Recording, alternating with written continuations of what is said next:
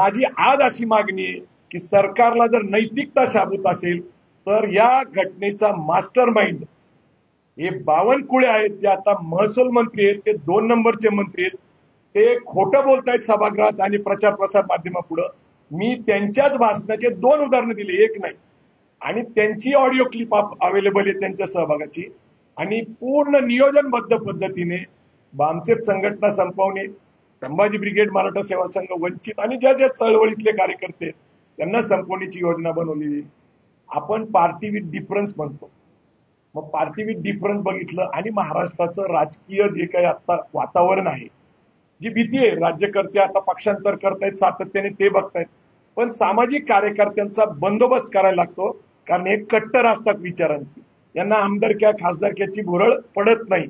मग यांना काय करायचं तर त्यांना संपवायला लागतं. म्हणून मी एवढंच शेवटचं सांगणार आहे की महात्मा फुलेंच्यावर मारेकरी घातले, शाहू महाराजांवर घातले, बाबासाहेब आंबेडकरांवर घातले. हा यांचा वारसा आहे मारेकरी घालण्याचा, ते गांधी हत्यापर्यंत. आता सध्या गोपाळ गोडसेंचा सगळ्यात जास्त पुरस्कार केला जातो, त्यांची नाटकं दाखवली जातात.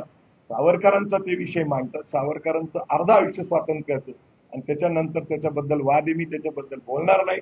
परंतु जी मानसिकता आहे, जी विकृती आहे, आणि इथं एक लक्षात घ्या, लोकशाहीमध्ये अनेक विचार पक्ष संघटना एकत्र काम करतात, याला लोकशाही म्हणतात. एक पक्ष, एक संघटना, एक विचार, 100% भाजप, याचा आडसर आम्ही आहे. म्हणून त्यांच्या विचाराच्या आड येत असताना मला एवढंच सांगायचं, हा माझ्यावर प्रवीण गायकवाड म्हणून व्यक्तिगत हल्ला नाहीये, संभाजी ब्रिगेड म्हणून हल्ला नाहीये. हा हल्ला एका विचारावर आहे, असं माझं स्वतःचा अनुभव आणि मत आहे. या व्हिडिओमध्ये स्वतः बावनकुळे काय म्हणतात ते म्हणतात. ते म्हणतात की मागच्या सरकारने दीपक काटेकरांना गुन्हेगार ठरवलं, मुद्दा नंबर 1. तर त्यांना ते म्हणतात की मला तुमचा गर्व आहे आणि तुम्ही आता काम करा, तुमच्यावर जबाबदारी दिली जाईल, तुम्ही घाबरू नका, तुमच्या मागे देवेंद्र भाऊ आणि बावनकुळे स्वतः म्हणतात मी तुमच्या पाठीशी. आता जामीन देणं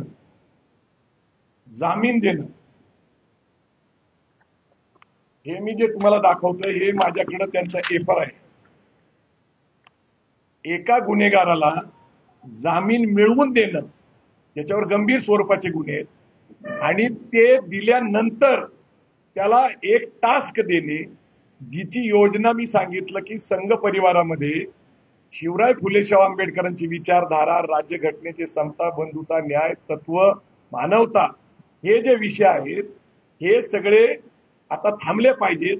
राजकीय दृष्ट्या या सामाजिक संघटना ज्या आहेत, त्याच्यामध्ये बामसेफ असेल, बहुजन समाजाच्या अनेक संघटना, त्यापैकी वंचित बहुजन आघाडीचा एक विषय आहे, मराठा सेवा संघ, संभाजी ब्रिगेड.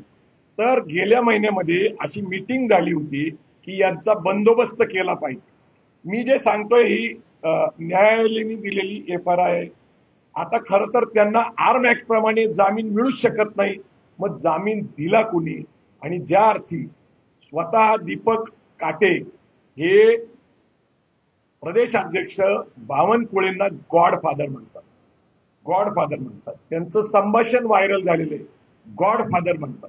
आता गॉडफादर आहेत आणि गॉडफादर म्हणतात की तुम्ही काही करा, तुमच्या मागे देवेंद्र फडणवीस आहेत आणि मी स्वतः आहे. आणि मला जीवे मारण्याची मी तुम्हाला सांगतो, मला भारतीय जनता पार्टीच्या कार्यकर्त्यांबद्दल प्रचंड आदर आहे, RSSच्या कार्यकर्त्यांबद्दल प्रचंड आदर आहे, कारण आमची त्यांची वैचारिक लढाई. तशी पार्श्वभूमी जर कुणाची असेल वैचारिक लढाईची तर आम्ही त्यांच्याबरोबर चर्चा करायला तयार आहे. आता मला सांगा, एक षडयंत्राचा भाग मागच्या काही महिन्यापासून ते अशी मागणी करतायत सातत्याने की संभाजी ब्रिगेड हा एकेरी उल्लेख असल्यामुळं संभाजी महाराजांचा अपमान.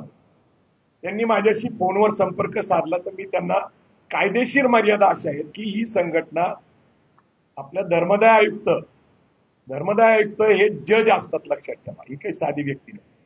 तिथं आपल्याला प्रक्रिया करावी लागते, त्याला जनरल बॉडी घ्यायला लागते, सगळ्यांचा ठराव घ्यावा लागतो आणि मग ती नियमितपणे आपण अर्ज करून ते लगेचच होतं असं नाही. एक पक्ष, एक संघटना, एक विचार, 100% भाजप याचा आडसर आम्ही आहे. म्हणून त्यांच्या विचाराच्या आड येत असताना मला एवढंच सांगायचं, हा माझ्यावर प्रवीण गायकवाड म्हणून व्यक्तिगत हल्ला नाहीये, संभाजी ब्रिगेड म्हणून हल्ला नाहीये, हा हल्ला एका विचारावर आहे असं माझं स्वतःचा अनुभव आणि मत आहे. आणि खुनी हल्ला होता, मला मारण्याचा प्रयत्न झाला होता हे निश्चित आहे. परंतु गुन्हेगारांना शिक्षा करतील, मोका लावतील असं मला वाटत नाही. कारण सरकार पुरस्कृतच असल्यामुळं आज उद्या तो गुन्हेगार परत बाहेर सुटणार आहे. तो बेलवर आहे, बेलवर असल्यामुळे धोका अधिक येतो. परत बाहेर पडला तर आज मी नाही तर उद्या कदाचित खेडेकर साहेब असतील, कारण त्यांच्या टार्गेटवर आहेत.